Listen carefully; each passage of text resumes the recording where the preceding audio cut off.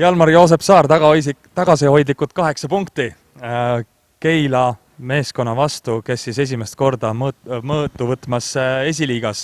Saku esiliiga käima lükatud, kuidas mäng oli? Jah, ikka on tore võiduga alustada hooaega. Aitäh! Hooaega on tore võiduga alustada, et siit on võib-olla täitsa mõistlik seda mängu edasi mängida, et vahepeal oleme mänginud siin mõned karikamängud, et oleme paremuse poole läinud. Ei, tore. Kas tuli üllatusena, et Keilaga nii suur vahe jäi või oli see teada, et see mäng tuleb ära? Ei, et Keila on alati siuke väga võitluslik punt, et nemad alla ei anna, et ka poole ajal leppisime kokku, et need poisid alla ei anna, et paneme saame hurraaga edasi, et muidu läheb võib-olla pahasti. Et ei, nad on sitked kujud, ma arvan, et nad siin hakkavad kõvasti näpistama siin teisi võistkondasid. Selge, aitäh sulle! Aitäh!